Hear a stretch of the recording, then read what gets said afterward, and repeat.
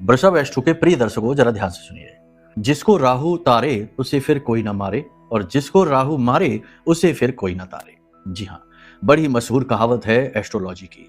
तो ये जो महीना है अप्रैल 2026 राहु का महीना है। इस महीने में राहु बुध की युति बनी हुई है। 2 तारीख तक तो मंगल ही साथ में बैठे हुए हैं।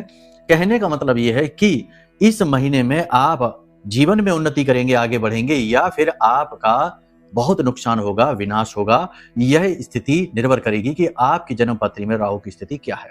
अगर आपकी जन्म पत्री में राहु की स्थिति खराब है तो इसके 5 बड़े संकेत बता देते हैं। हर संकेत को 20% मानकर चलिए, आपको पता लग जाएगा। अगर मान के चलो कि 3 संकेत मिलते हैं तो 60% स्थिति खराब है।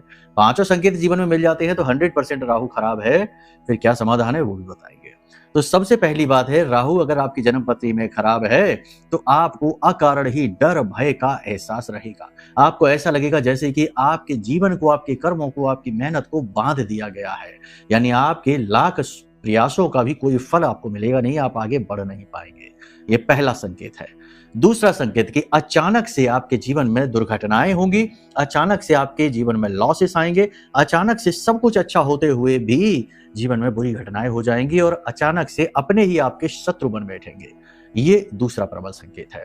तीसरा प्रबल संकेत है कि नकारात्मक कार्यों की ओर आप आकर्षित हो जाएंगे। नशे की बुरी लतों से आप जूझ रहे होंगे, ना चाहते हुए भी नशा में आप डूबते जाएंगे। साथ ही साथ झूठे लांछन आरोप भी आपके ऊपर लगेंगे, आपका मान सम्मान भी जाएगा। ये तीसरा प्रबल संकेत है। चौथा प्रबल संकेत है कि स्वच्छता आपके घर में और आपके जीवन में कम देखने को मिलेगी। पांचवा प्रबल संकेत है कि अनजानी स्वास्थ्य की समस्याएं, यानी कभी पेट में दर्द होगा, कभी सिर दर्द होगा, कभी दांत में दर्द होगा, कभी जोड़ों में, हड्डियों में दर्द होगा, और ऊर्जा की कमी और थकान और समय की बर्बादी बहुत होगी। ये संकेत में से मिला लीजिए कितने आपके पास मिल रहे हैं, उतना ही % राहु आपका खराब है। अब यदि राहु आपके जीवन में खराब है तो क्या करें?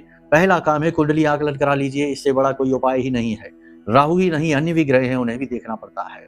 दूसरा सबसे बड़ा काम यह है कि भोले बाबा को कच्चे दूध का अभिषेक करना शुरू कर दीजिए। कम से कम 24 दिनों तक लगातार करिए। साथ ही साथ काले तिल भी शिवलिंग पर आप चढ़ाइए और शहद का लेपन करिए। बस इतने से कार्य करना शुरू करिए, इससे भी आपको राहत मिलेगी। लेकिन कुंडली आकलन कराना सबसे महत्वपूर्ण कार्य है, उसे ना भूल जाना। ठीक है, प्रेम से बोलिए जय माई की।